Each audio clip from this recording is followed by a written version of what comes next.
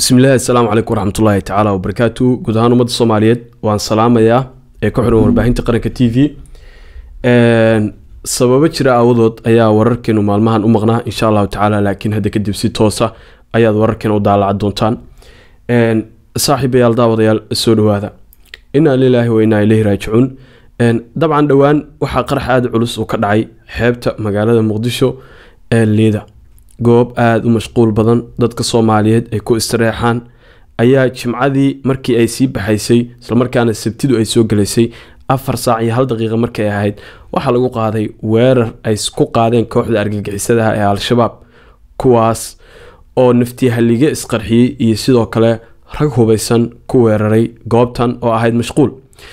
muuqaalka hadda arkayseen waa inta aan la weerarin goobta iyo sida ay u taalay xeebta Liido ah meel aad u bilic wanaagsan isla markaana aad u qurux badan ayaa waxa isugu yimaada kumayaal shacab ah kuwaas oo isaga kala yimaada daafaha degmooyinka magaalada Muqdisho ee caasimadda dalkeena hooyo maalin kasta oo jimcaha mashquulkeedu aad ayuu u badan yahay inkastoo maalmaha kale la tago haddana maalinta jimcaha waa maalin si khaas ah dadku ay u tagaan maadaama dadku inta badan ay maalinta shaqeyneen dad islaam aynu nahay waalidiin ayaa ubadkooda soo kaxeeya si ay markaasi halkaas nasiino ugu soo siiyaan sidoo kale lamaanayaal isqaba ayaa iyaguna halkaas imaada sidoo kale dhalinyarada qaybaheeda kala gedisan ee wax ka barta jaamacadaha ama dugsiyada sare ama iskoolada hoose dhexe ee magaalada Muqdisho ayaa iyaguna dabaal iyo inay ku istiraexaan u aada dad bulshada Soomaaliyeed oo kala gedisan una badan dhalinyar ayaa halka waxay u tagaan in ay markaasi ku qaataan maalintooda haddaba iyadoo ay sidoodii caadiga ahayd dadku ay u soo aadeen halkaas ayaa weerarkaasi ka dhacay weerarka ayaana galaaftay dhimashada ku dhawaad kontomeeyo ama 50 ruux dad gaaraya iyo sidoo kale dhaawaca tiro ka badan 100 ruux wararka hadda ay soo tareeyana waxay sheegayaan in dhaawacyadii qaar xataa ay u laadeen dhaawacyadii ilaahay uu naxariisto shacbiga Soomaaliyeed ee halkaas lagu gumaaday inta dhaawacana ilaahay ha u bogadhayo guud ahaan ummadeena Soomaaliyeed ilaahay ha ka horqaado culayska waxaad qiyaastaa qof muwaadin oo Soomaaliyeed oo dhalinyaro ah waalidiin ay dhaleen dad ay dhaleen ama waalidiin laftigooda waayo dad miisas ku haystay hooyooyin masaakiin oo xeebta Liido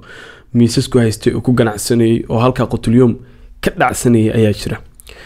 waxaad qiyaastaa qof saaka gurigiisa ka yimid oo dhalinyar ah ama hooyo Soomaaliyeed oo ubadkeeda u soo shaqo tagtay saaka oo iyadoo aan waxba galabsan goobtii ay ku sugnaayeen dad islaam ah oo muslimiin ah oo 100% muslim oo Soomaaliya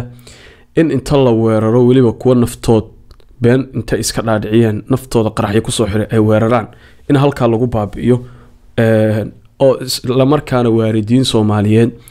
ubadkoodii halkaas ay ku waayaan ku gablamaan ku garab waayaan ubadkii ay dhaleen wax soo bariyeen ku tacbayeen xanuunka iyo culayska ee leedahay qiyaas dadka dhibaatadu ay ku dhacday marka la eego waxaad si qiyaastaa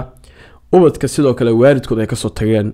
oo ay shaqo ugu soo tageen ama kuwa ayba soo kaxeeyeen oo halka ay ku dhinteen waalidiintood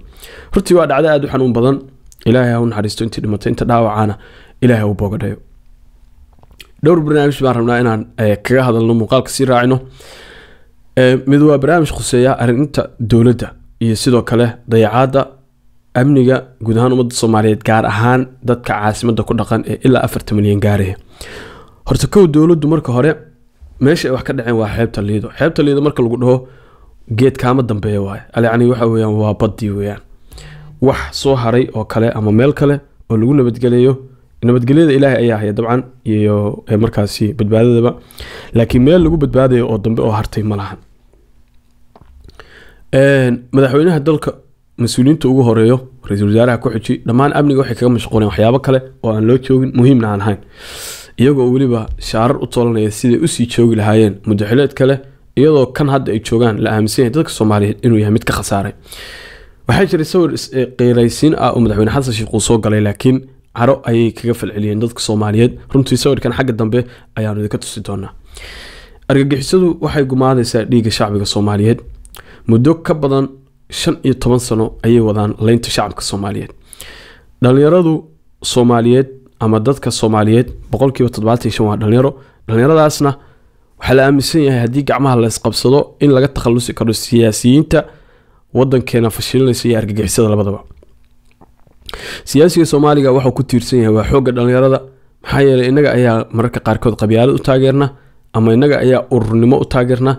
ama inaga ayaa waxa weeyaan ay nagu shaqaystaan kuwa danaystayaasha ah ee markaasi dhaqaalaha ku aruursanaya mashruuca ummadda Soomaaliyeed lagu gumaadayo iyo dawlad la'aanta iyo dhibaatada iyo rafaadka argagixisada lagu sheegay waxay adeegsanayaan oo ay soo khaldayaan oo ay leeyihiin jannad galeysana dadkiina laaya waa dhalinyar Soomaaliyeed ee maahan kuwa meelo cirka ka soo dhacay odayaasha waaweyn ee meesha haysta ee shayaadiinta ah iyagu godad ay ku hoos dhuumanayaan halkaas ay xafaayado ugu xiran yihiin laakiin kuwa la haligayo oo waxa weeyaan la leeyahay isqarxiye xurul cayn baa helaysan oo dadka laaya oo gabdhaha iyo dhalinyarada ay u jidaan sawirada idin muuqda gumaadaya waa dhalinyar Soomaaliyeed dabcan dalkiina waxa majority ka dhalinyar Soomaaliyeed marka waxaan ku talaarto markii waad kacdoon shacab in la helo mudaharaadii joogta in la helo Kenya tusaale ahaan ayaan dhaweyto waxa ka dhacay dhalinyarta ayaa gilgishay mudaharaadyo isdaba joog ah ayay ka sameeyeen kacdoon dadweyne ayay sameeyeen ay ku dalbanayaan in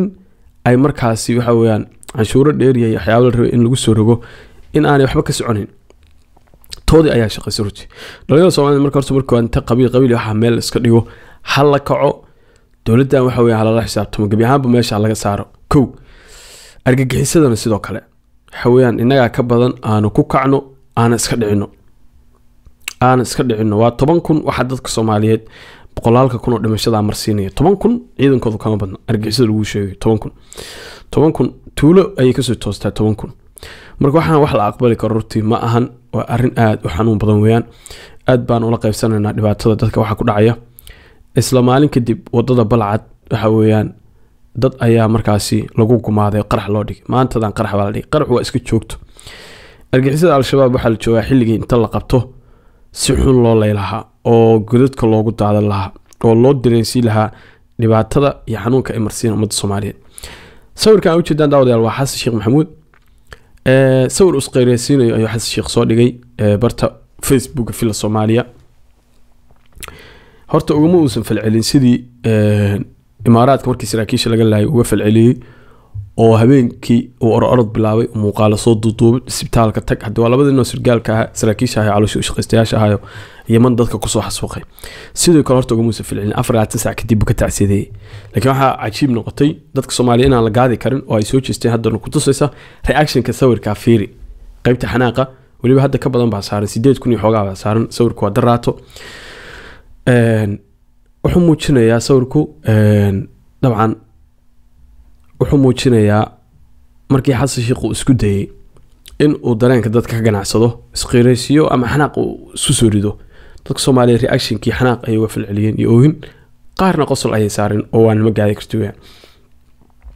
yani ujeedku wuxuu yahay ninkii xabaalaha fagayay oo dadkii dhintay meetada ahaa si loo ka u galay kama naxayo shacab iyagoo nool kumaadayo xaqiiqduna taa weeyaan inuu hanti ka sameeyo magac ma jiro de magac meeshan laga ma sameeyo nin hantida ummadda Soomaaliyeed lunsanayo dadkina dhiigooda sa u qabanayaan magac de meelu ka helay malahan laakiin khiyaamada waa la isku fahmay waxa la joogaa markii kacdoon shacab Soomaaliyeed la kici lahaa aynu wada kici lahayn isla markaana argagixisada iyo danaystayaasha dantooda kaliya yaqaan siyaasiyiinta wax magaratada ah dhiigeena shaqeeya xilliga la iska cilaha hadaan taa la sameyn la kala safto nala ku adeegto annaga waxa ima doonta in dhacdooyinkan xanuunka badan ay soo noqdaan qarax shaamo soo bawan soo bato intaasoo qarax intaasoo mushaakil oo dadka Soomaaliyeed kii harka haysaamaha intaas oo qarax SOL intaasoo jeer ah yani hoteelada warkooda xisaab male gobolada sidoo kale yani dhibtaan way sii soconaysaa sawirka Xasan Sheekh Maxamuud kana u damcay dadka Soomaaliyeed inuu ku khiyaano si kastoo ay indhaha u yareyso shiina askaga dhigtid ama waxa weeyaan qeyro beena iskalisid dadka Soomaaliyeed waxay taagan yihiin nama gaadi kartid xasanow nama gaadi kartid dareenkeena kama ganacsi kartid sawirku waxa weeyaan reaction-kiisu uu helay jawaabna way heleen dadka Soomaaliyeed marka waxa la joogaa dhalinyarada xilliga kici lahayd fikirkaaga sidaad u aragtid dhanka hoose nagu la wadaag mustaqbalka dhalinyarada Soomaaliyeed dalkan inay badbaadiso iyaga laga rabaa runtii oo hooyooyinka iyo aabayaashu iyagu waqtigooda soo qaateen waa dadaaleen intii dadaali karaan waxa loo baahan yahay xilligeena ayaa la joogaa dabcan